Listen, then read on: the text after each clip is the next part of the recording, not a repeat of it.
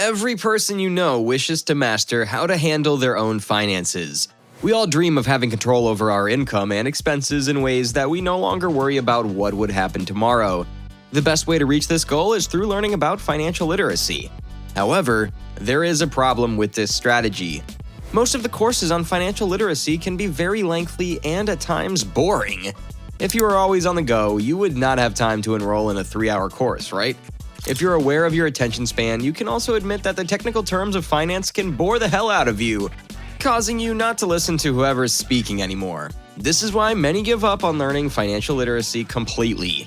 If you feel the same, it's a good thing you came across our channel, because in today's Finance Aligned video, we have broken down financial literacy into 4 important pillars. These are the foundations of handling your money well. Master these, and you will be good at finance too. But before we get started, if you're new here, please do not forget to subscribe to our channel so that you can join a community where learning about finance is welcomed and encouraged.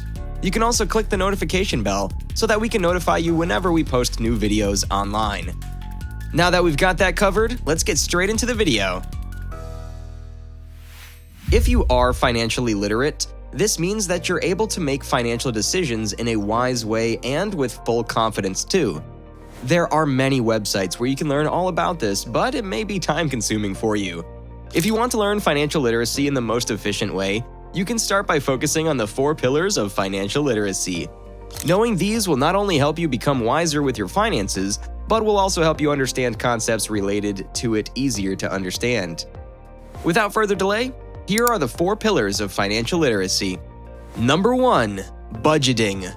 The primary and one of the most important aspects of financial literacy that everyone should master is budgeting. This does not only mean listing down what you need to buy for your groceries, but also includes understanding how money flows in your hand. This is learning about how you make your own income, how it's spent, and how to make the most out of it.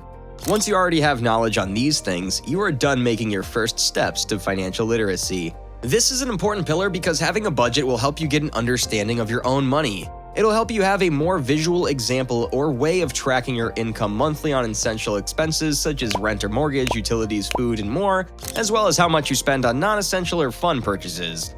If you are able to see all these things, it will be easier for you to have a better control at your expenses. Number 2. Paying off debt. One can never truly reach financial literacy and freedom if you still have debts you have not paid for yet. It's true that for most people, it's not possible to acquire some properties or belongings without going into some loans or debt. This is fine as long as you know how to pay for it. Part of becoming financially literate is to know how to manage these things.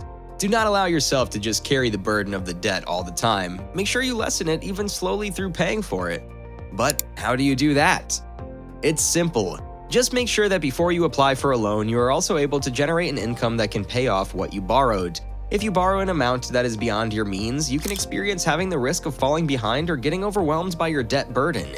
If you want to avoid this, you can either increase your income or create more streams of generating such, or just not borrow something you do not need or is beyond your means. Most of the time, opting not to borrow money is the best way to go. Number 3. Savings. Ever since we were kids, we were already taught how to save. This is because the principle of saving, the 3rd pillar of financial literacy, is best understood and known as young as you can. However, there are some people who seem to have difficulty following through with their saving plans. But just imagine this. If you prioritize saving over spending, you will be able to have a certain amount of backup money that will always be available for you whenever you need something for an emergency or sudden expenses. This can also help you sustain yourself, especially in moments when you do not have a job. Number 4. Investing. It's good to know how to save, but it's always the best way to also master the principle of investing. If you want your money to also increase over time, you can invest it in different ways that earn you a rate of return. You can do this through the different platforms that allow you to invest. But keep in mind that the prospective returns of various investment kinds vary. Also, they carry certain dangers to the key value of your savings. Finding a comfortable balance between risk and reward is key to learning how to invest. Now that we've learned about that, it's time to get to know the 4 ways to become financially literate. Number 1. Having a tracking system on where your money goes. Understanding where your money goes each month is the first step in developing financial literacy. This seems terrible and quite similar to a budget. A budget is a useful tool for organizing your finances, but you must start by tracking your expenses. That shows you where each penny is going and, if necessary, how it may be spent more effectively. Regardless of the technology you use, tracking your expenses advances your understanding of how to improve your financial situation. Number 2. If possible, do not borrow or loan money.